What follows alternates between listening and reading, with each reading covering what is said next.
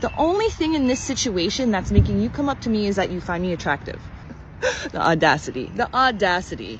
Are you really gonna tell me? Birth rates are down. Optimism among younger Americans are down. Both a cause and an effect is that people are not getting married as much as they used to. The high cost of living, particularly of housing, is a factor. Most of them want to get married. These folks aren't even in the game, so they can hardly expect to win it. If current trends continue, 1/3 of young adults will not get married and 1/4 won't have kids. So I recently saw that news clip, and just like everyone else, they come across my feed, I see it in the news, and I hear it from people once in a while about the reduced or declining birth rates and all of the effects and ramifications that it can have. And every time I see one of those, it always has to do with economics, inflation, job security, mostly financial and economic type topics is the reasons that they give. But being the psychologist that I am, I think there's a lot more to it than that. So I spent some time thinking about it, and I came up with this framework that I'm not really seeing discussed anywhere else regarding the psychology of it all, and the relationship psychology to be particular. So I want to have a conversation about that and break this down into dating. We'll circle back to all of the economics of all of this here in just a moment. But instead of blending everything about relationships into dating, I want to break that down into very clear or specific triggers or events that have to happen for a relationship and ultimate having of children to occur. So let's start with initiation, that is making the first move. You cannot pay me to take a guy out on the first date. I would rather be single than do that. We all know that in most real-world contexts, men are expected to initiate. Women still expect men to make the first move, to approach, and to organize the dates. But if there's no approach, then there's no interaction, so nothing starts. So at that event level, at the initiation level, I'm going to use the word gatekeeping for better or for worse. Men are gatekeeping initiation because they're the ones that are expected to trigger it, right? Men are the gatekeepers of whether an initiation occurs. So even if a woman is interested, without that move, nothing happens. Next, we have the access. And here I'm specifically talking about the sex and whether the relationship continues. So the access gatekeeping.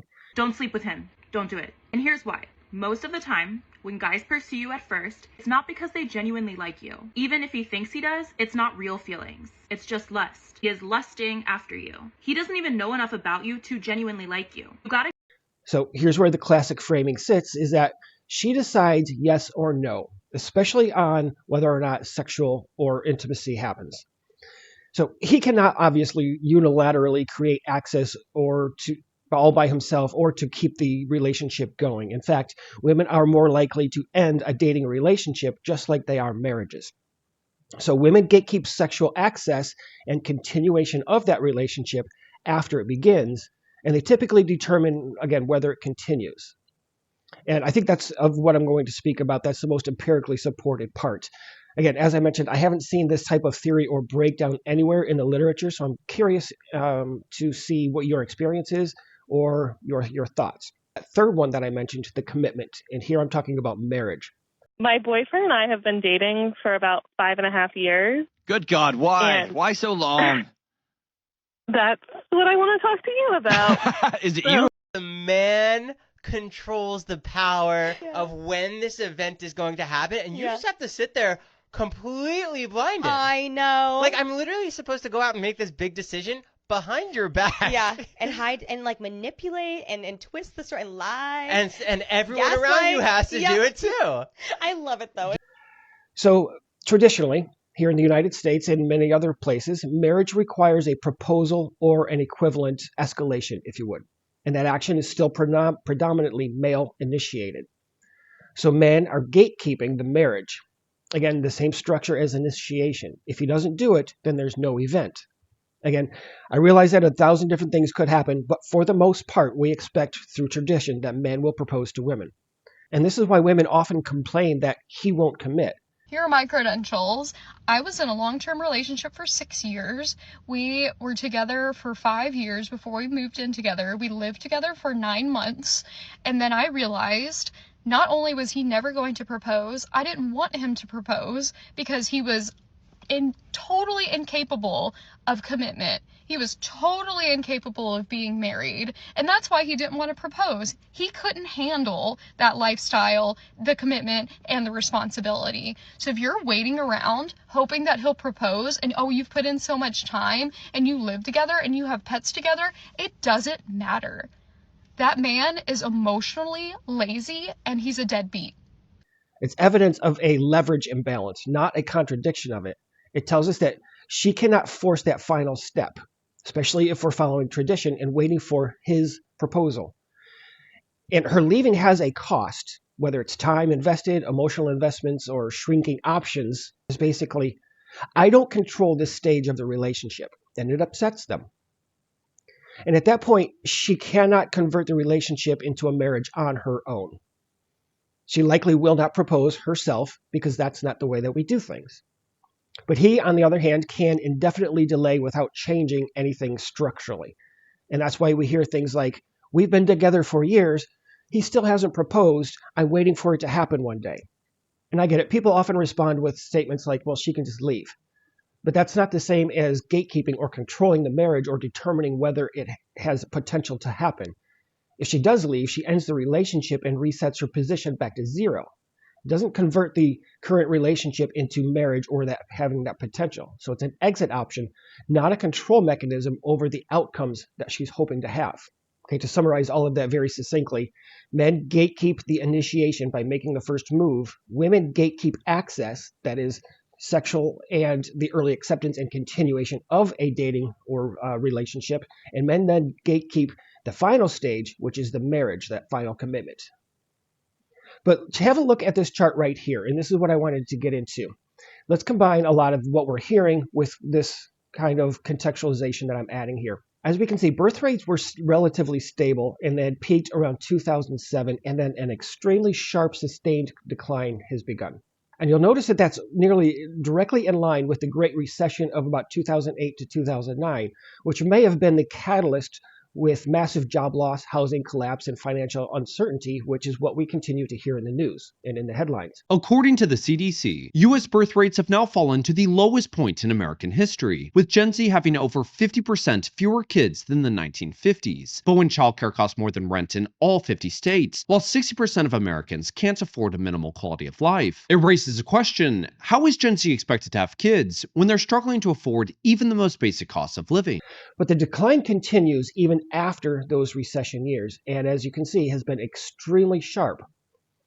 So whatever's happening is not just economics or a one-time shock of people's cultural and economic systems. It's a structural behavioral change. And I think that dating sites and later the apps have continued that trend. So in the online dating timeline from about 1995 to 2000, early sites like Match.com and Yahoo Personals were the dominant ways to meet people online. And then starting around 2000 to 2010, mainstream adoption of many other sites such as eHarmony, OkCupid, and Plenty of Fish came online. And then apps started to flood three things at once. Number one, speed. We got swipes, which is instant decisions, and hundreds of exposures in minutes. It was also affected by scale. We have massive pools of visible options, especially for women. So we're getting things at this point such as likes, quick swipes, and boosts, super likes, and reinforcement of selectivity and ranking behaviors. So dating sites were already around during the periods of stable birth rates. I'm talking about 1995 to 2005, a little bit after that. So about a 10 to 12 year period, which tells us that they didn't fundamentally disrupt the system. But dating apps, starting around 2012, changed, as I mentioned, the speed, the cycle, and the selectivity, which aligns much more closely with the continued decline in the chart that we're looking at here. So if we map birth rates into this chain of events, it becomes more clear, at least to me, and again, let me know your thoughts. The initiation by men has continued to decline, and we hear all the time, men are not approaching women. Zero shade, but why don't men ask women out anymore? Specifically the men that live in Austin, Texas. Why the fuck are you not going up to girls and approaching them anymore? A lot of red-pilled men talk about how hard they have it because they have to approach women in public and ask for their phone number. I don't have a bunch of stats here in front of me, but we've all heard, and it's very fairly accepted now, that something like only a small percentage of men under the age of 30 have ever approached a woman. We hear all the time about women who have never had dates in their early 30s, maybe late 20s, right? So that initiation by men is not happening. Again, how much of this has been influenced by, again, the Great Recession, the economics of it all? I don't know. How much of, in addition, the apps and app use has affected it? I don't know. But if women continue to make fun of men, disregard men, hate men, that initiation, by clear logic, is going to and has continued to decline. Any single man who is looking to date or maybe has been told this is the way to approach women or to meet more women, you're not that person. You can feel free to scroll. If you are, I guess I want to know if someone told you that you should be approaching women in public, people you don't know, in places like grocery stores, the park. Is this advice that someone gave you, or is this like something you came up with in your own? Don't. And this is why. First of all, the audacity. Are you really gonna tell me you that's why I just think it's like someone told you it's a numbers game. Just go up to this many women, and you're not really thinking logically about it. Because nope, not gonna happen. 2, we're strangers. I don't know you, you don't know me. We know nothing. The only thing in this situation that's making you come up to me is that you find me attractive. So we don't have men initiating contact and asking women out. Moving on to the access of the sexual activities and maintaining and continuing the relationships, women have, and I think, again, it's in large part because of the apps, have so many perceived options that they are willing to gatekeep even more that access and not continue the relationship and be more selective with who they allow to have sexual contact with them.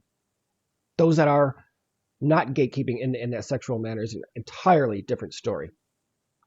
And then we have the commitment part. So with the marriage, if those first 2 don't happen, then the marriage proposal is not going to happen either. And that's where we get to the reproduction stage, in which couples decide whether or not they should have children. And listen, I'm talking about the rather traditional route of dating, continuing the relationship, getting married, and then having children. I understand that we are in an entirely different world right now, but this is the basic time frame in which I'm referring to, which hopefully is somewhat still traditional. But again, back to this, births only happen if all 4 stages succeed. That is, men initiating, which they are doing a whole lot less of now. Women are continuing the relationships with men, which they are doing a whole lot less now. And men proposing and opening that gate to marriage, which they are doing a whole lot less now, all resulting in less reproduction of children. When we layer all of these modern conditions, whether it's anything with the economics and home prices to fewer men initiating, men maybe wanting to delay marriage for one reason or another, we don't get just a little bit of reduction in birth rates. We get a compounding drop-off at every stage that I just mentioned. And where this framework specifically expands the conversation here is men's initiation. On that men's side, they have more risk, whether it's social or reputational. They have more rejection and vulnerability. Again, especially with women saying the things that they do about men. Hell, a lot of them even making fun of their husbands online and in TikToks. So with all of that risk and all of that social disapproval, men are simply not taking that risk. We have more passive environments where we have apps versus real world approaches. And all of this is a result of fewer interactions to even start that would lead to children. And this is where I think the media are getting it all wrong. They're saying everything has to do, again, with the price of goods. Gas prices are up. Nobody can afford to buy a house anymore. Who can have the money to raise children these days? That's not it in its entirety at all. A lot of this has to do with this this gender war that's going on. And I don't blame it.